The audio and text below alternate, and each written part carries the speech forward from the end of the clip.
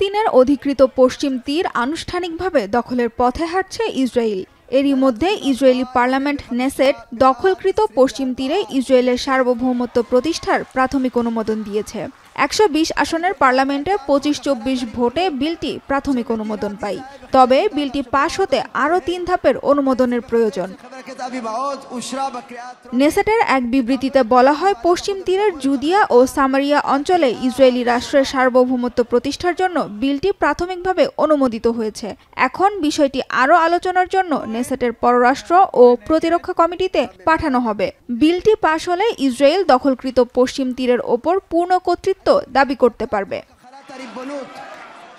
পশ্চিম তীর সংযুক্ত করার বিলটি সংসদে উত্থাপন করেন দেশটির অতি ডানপন্থী নোয়াম পার্টির নেতা আভি মাওজ। প্রধানমন্ত্রী বেনিয়ামিন নেতানিয়াহু ও তার লিকুদ পার্টি বিলটির বিরোধিতা করলেও তার জোটের কয়েকজন সদস্য এর পক্ষেই ভোট দেন। এদিকে পশ্চিম তীরকে ইসরায়েলি ভূখণ্ডে সংযুক্ত করার সিদ্ধান্ত চলমান গাজা শান্তি চুক্তিকে হুমকির মুখে ফেলতে পারে বলে মন্তব্য করেছেন মার্কিন পররাষ্ট্রমন্ত্রী মার্কো রুবিও। যুদ্ধবিরতির দ্বিতীয় ধাপের বিষয়ে আলোচনা করতে ইসরায়েল সফরে গিয়ে একথা বলেন তিনি। Well, that's a vote in there. Yeah, that's a vote in the Knesset, but obviously I think the president's made clear that's not something we'd be supportive of right now, and we think it's even threatening to the peace deal. So they're a democracy, they're going to have their votes, people are going to take these positions, but at this time it's something that we think it might be counterproductive. তেল আবিবের পশ্চিম তীরের নিয়ন্ত্রণ নেয়ার বিষয়টির নিন্দা জানিয়েছে কাতার, Saudi আরব ও Jordan. আরব রাষ্ট্রগুলো বলছে এই সিদ্ধান্ত দ্বিরাষ্ট্র সমাধানের ভিত্তিকে ধ্বংস করবে। ইসরায়েলের এমন কার্যক্রম আন্তর্জাতিক আইনের লঙ্ঘন বলে মন্তব্য করেছে ফিলিস্তিনের সশস্ত্র গোষ্ঠী হামাস। এছাড়া ইসরায়েল গাজায় ত্রাণ প্রবেশ আটকে দিচ্ছে বলে অভিযোগ করেছে গোষ্ঠীটি। জাতিসংঘ জানিয়েছে গাজায় ত্রাণ প্রবেশের জন্য রাফা ক্রসিং সহ বিভিন্ন সীমান্ত খুলে দেওয়া উচিত ইসরায়েলের।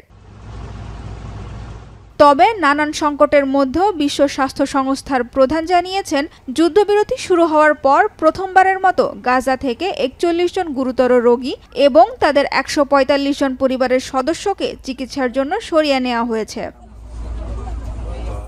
এদিকে গাজায় মানবিক সহায়তা দিতে ইসরায়েল বাধ্য বলে জানিয়েছে আন্তর্জাতিক বিচার আদালত। পাশাপাশি ফিলিস্তিনি শরণার্থীদের সাহায্যকারী জাতিসংঘের ইউএন সংস্থার সদস্যরা কোনোভাবেই হামাস বা অন্য সশস্ত্র গোষ্ঠীর সদস্য নয় বলেও রায় দিয়েছে আইসিজে।